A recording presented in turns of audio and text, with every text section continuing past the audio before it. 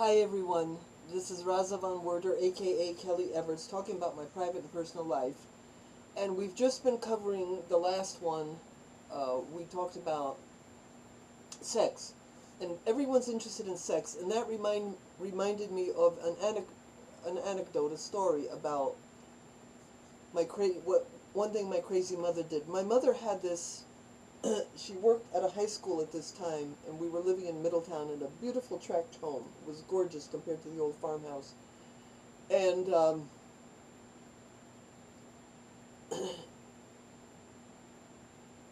this guy, as a kickback, he had to supply us with all the milk supplies. Like once a week, he had to bring us milk and everything that goes, cottage cheese, heavy cream, the whole 9 yards supply as a kickback for the account that she let him have, in the school. And this man played a part against me. She marshaled him into part of the abuse against me, like this. I met him briefly, but later when I thought about it, I remembered it was his voice that called. So one time, oh yes, so I already explained before in another episode how I used to try to stay away. I mean, they were really abusing me, really, and so I tried to stay away from the house as much as possible. So I used to go out, and I used to stay out all night. And the way I did it, somehow I'd either call up the barracks and get a date with a soldier, or I would, which didn't culminate in sex. It was usually non-sexual, but making out and stuff. And I then, she found out where I slept, because after I would go to bars or wherever I went, I knew where this young man lived. He was only 16, and he had a small house by himself, came from a wealthy family, and he,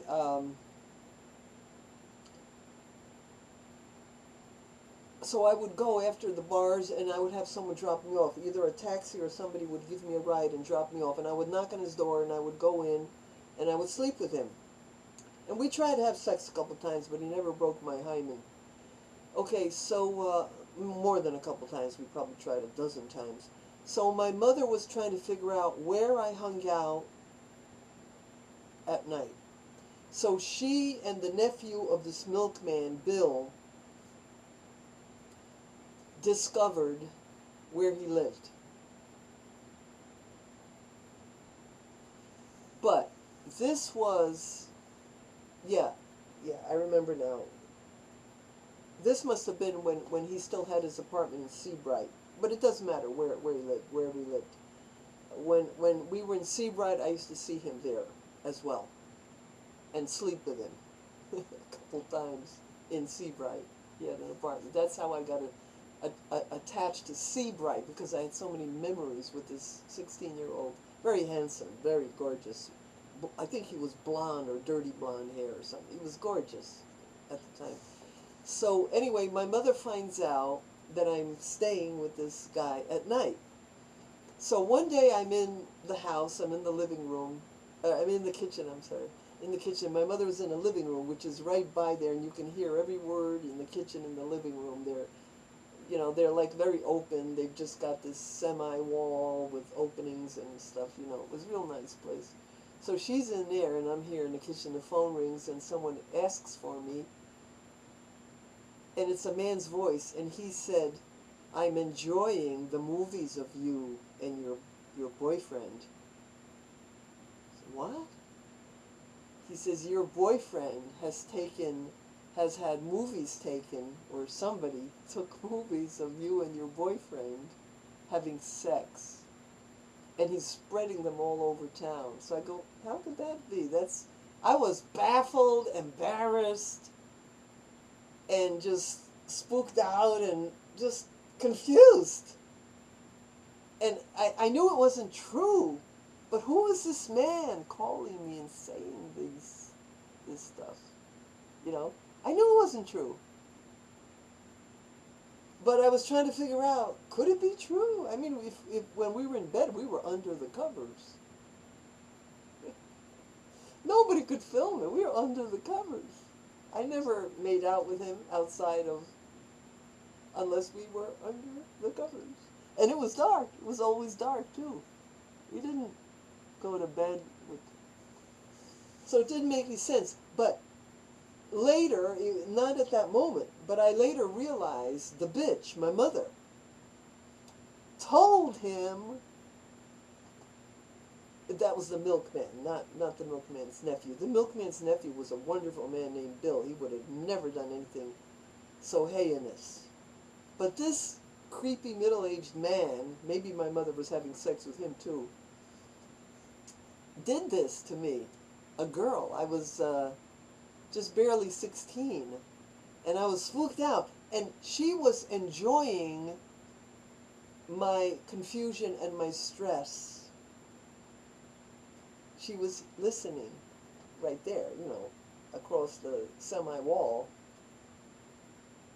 So imagine, she, you know, she should have been worried about her next abortion, because she had already had 7 abortions.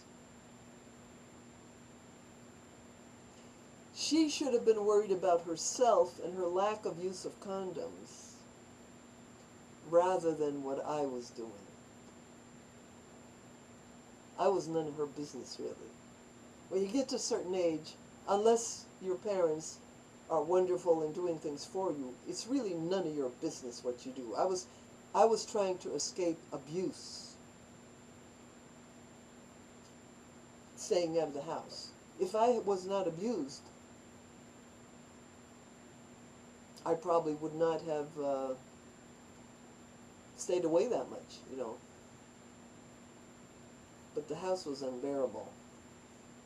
Unbearable. I was not de-virginized until I was in Brooklyn with my dad, living with my dad.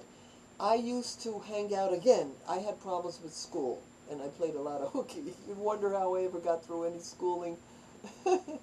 Because, yes, I had a troubled teenage years, and I did play a lot of hooky. When I was good in school, I was good. I wasn't good at everything, but the things I was good at, I was brilliant.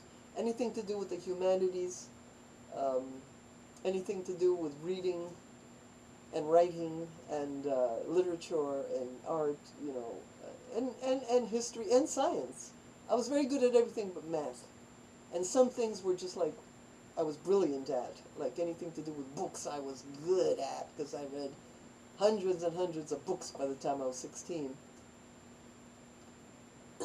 So,